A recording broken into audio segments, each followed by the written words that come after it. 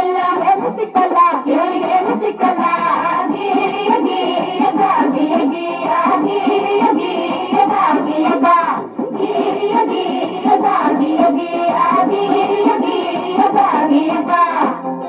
ತಂಗಿ, ಹೆಣ್ಣು ಅನ್ನೋದು ಈ ಸಮಾಜದಲ್ಲಿ ಒಂದು ಜೀವಿಯಾಗಿರ್ಲಿಲ್ಲ. ಅವಳು ಆಸ್ತಿ, ವರ್ಣ, ವಂಶ ರವಾನಿಸೋ ಒಂದು ಯೋಜನೆ ಆಗಿದ್ಲು. ಈ ಜಾತಿ ಆ ಜಾತಿ ಸೇರ್ಬಾರ್ದು, ಆ ವರ್ಣ ಈ ವರ್ಣ ಬೆರಿಬಾರ್ದು, ಈ ಆಸ್ತಿ ಆ ಆಸ್ತಿ ಅವ್ರಿವ್ರ ಕೈ ಸೇರ್ಬಾರ್ದು. ಹಿಂಗೆಲ್ಲ ಆಗ್ಬಾರ್ದು ಅಂದ್ರೆ ಹೆಣ್ಣಿಗೆ ಯೋಚಿಸೋ ಶಕ್ತಿ ಕೊಡ್ಬಾರ್ದು. ಹಾಗೆ ಅವಳಿಗೆ ಒಪ್ಪಿಗೆ ಇದೆಯೋ ಇಲ್ವೋ, ಅವಳ ಬುದ್ಧಿ ಮತ್ತು ಮೈ ಮಾಗಿದೆಯೋ ಇಲ್ವೋ, ಅವಳಿಗೆ ಜಾತಿಯಲ್ಲೇ ಮದುವೆ ಮಾಡಿಸ್ಬಿಡೋದು. ಹೆಣ್ಣು ಆಸ್ತಿ ತಗೋ ಬರ್ತಾಳೆ, ಹಾಗಾಗಿ ಒಬ್ಬ ಗಂಡಿಗೆ ಹೆಚ್ಚೆಚ್ಚು ಮದುವೆ ಮಾಡಿದಷ್ಟು ಹೆಚ್ಚೆಚ್ಚು ಆಸ್ತಿ ಬರುತ್ತೆ. ಒಂದ್ ವೇಳೆ ಗಂಡ ಸತ್ರೆ ಅವಳನ್ನ ಇನ್ಯಾವ ಗಂಡು ನೋಡದೆ ಇರ್ಲಿ, ಹಾಗ ಅವಳು ಬೇರೆ ಸಂಸಾರ ಮಾಡದೇ ಇರ್ಲಿ ಅಂತ ಅವಳು ತಲೆ ಬೋಳಿಸ್ತಿದ್ರು. ಅವಳು ಮನೆ ಬಿಟ್ಟು ಆಚೆನೆ ಬರಂಗಿರ್ಲಿಲ್ಲ. ಹೇ ನನ್ನಪ್ಪ ಸರ್ದಾರ, ಗುಡುಗಿದನಯ್ಯ, ಗುಡುಗಿದನಯ್ಯ,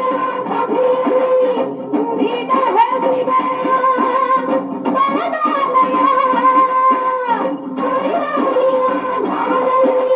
ಪ್ರತಿಯೊಂದು ಹೆಣ್ಣು ಮಗಳು ಕಳೆಯಬೇಕು. ಪ್ರತಿ ಸರ್ಕಾರದಲ್ಲಿ ರಕ್ಷಣೆ ಕೊಡಬೇಕು. ಪ್ರತಿ ಕ್ಷೇತ್ರದಲ್ಲೂ ನೀರಿಗೆ ಮೀಸಲು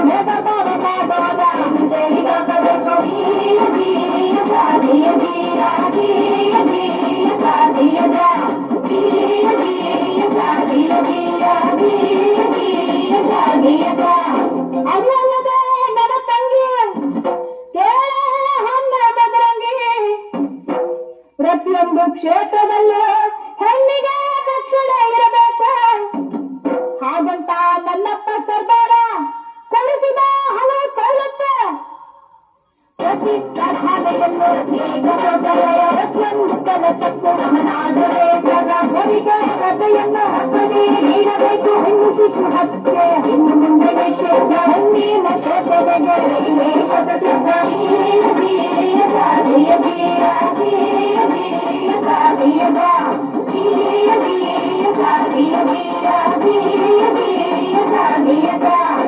ಹೀಗೆ ಹಲವಾರು ಸವಲತ್ತುಗಳು ಹಾಗೂ ಸ್ವಾತಂತ್ರ್ಯವನ್ನು ನಿಮ್ಮಂತ ಹೆಣ್ಮಕ್ಳು ಅರಿವಿಲ್ಲದೆ ಅನುಭವಿಸುತ್ತಿರುವ ಅನುಕೂಲಗಳನ್ನು ನಮ್ಮಪ್ಪ ಆ ಭಾರತ ಭಾಗ್ಯ ವಿಧಾತಾನೇ ಕೊಡಿಸಿದ್ದು. ಹೆಣ್ಣು ಮಕ್ಕಳಿಗೆ ಆಸ್ತಿಯನ್ನು ಹಾಕುವುದು, ಗಂಡು ಹೆಣ್ಣು ಎಂದರೆ ಎಳೆಯುವುದು, ಹೊರಹೊಯ್ತು ಹೊರಕಾಲ ಸಹಿತ ಹೊರಗುಗಿ ಪ್ರತಿಯೊಬ್ಬ ಪ್ರಜೆಯಿಗ ಈಗ ನೋಯದ ಹೀಗೆ, ಪ್ರತಿಯೊಬ್ಬ ಪ್ರಜೆಯಿಗ ನಿಂತ ನೋಯದ ಹೀಗೆ, ಪ್ರತಿಯೊಬ್ಬ ಪ್ರಜೆಯಿಗ ನಿಂತ ನೋಯದ ಹೀಗೆ.